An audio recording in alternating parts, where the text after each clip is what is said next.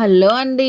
Welcome to my YouTube channel. ఈరోజైతే చాలా సింపుల్‌గా, ఎంత సింపుల్‌గా అంటే అంత సింపుల్‌గా మీకు ఫిష్ ఫ్రై అయితే నేను చేసి చూపియబోతున్నాను.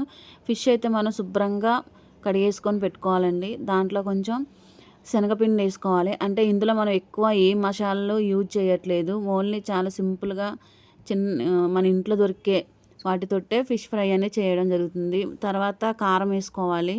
మనకు రుచికి సరిపడినంత కారం వేసుకోవాలండి. నేనైతే ఇక్కడ 2 స్పూన్లన్నర వేసాను, కొంచెం కారంగా స్పైసీగా ఉండాలని. తర్వాత కొంచెం అల్లం వేసుకోండి, దానికి సరిపడా అల్లం వేసుకోండి. వేసుకున్నాక తర్వాత గరం మసాలా, మన ఇంట్లో ప్రిపేర్ చేసే ధనియాలు అవన్నీ వేసుకొని గరం మసాలా చేసుకుంటాం కదండి, అది వేసుకోండి. కొంచెం పసుపు, రుచికి సరిపడా సాల్ట్.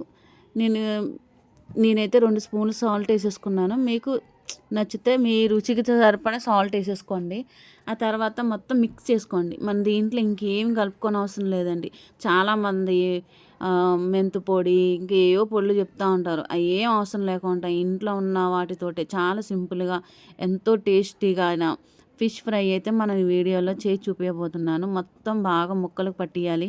ఒక 5 సెకండ్స్ లేదా 10 సెకండ్స్ మొత్తం దానికి ముక్కలకి మసాలా మొత్తం పట్టినాక నూనె, ఒక బాణీలో నూనె వేసుకొని బాగా డీప్ ఫ్రై అయ్యాక దాంట్లో ముక్కలు వేసుకొని నిదానంగా చిన్న మంట మీద అటు ఇటు వేపుకున్నాం అనుకోండి, ఫిష్ ఫ్రై అనేది రెడీ అయిపోతుంది.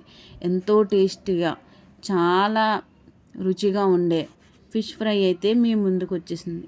చాలా సింపుల్ ప్రాసెస్ అండి.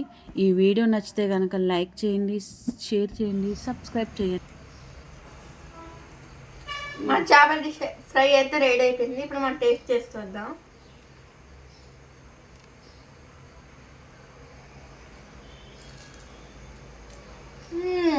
చేపల డిష్ అయితే సూపర్ ఉందమ్మా. Like, share, subscribe.